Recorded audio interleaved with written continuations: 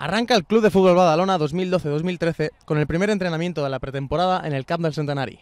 Muchas caras nuevas y también algunas conocidas, como por ejemplo las de Manolo Bueno, Xavi Muñoz y Jordi Ferrón, con los cuales hemos hablado.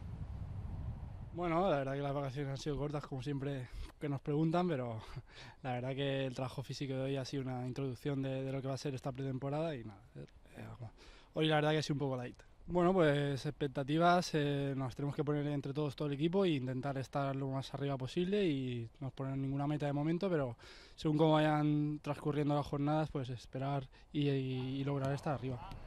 Bueno, bien, ha sido una toma de contacto, ¿no? Un entreno así para introductorio, suave y bueno, más que nada para conocer a la gente y empezar a estar juntos y a conjuntarse todos. Bueno, no queremos de momento ponernos un objetivo a plazo largo, pero bueno, intentaremos ser lo máximo competitivos partido a partido y todo se irá viendo, ¿no? No creo que ahora sea importante eso, marcarse una cita. Bueno, la verdad que nervioso como todos, ¿no? Porque había momentos que no sabíamos nada, no se presentaba nadie, entonces era un poco de eso, de incertidumbre, de no saber qué va a pasar este año, pero parece que dentro de lo que cabe pues todo se ha solucionado para bien y esperemos que así siga.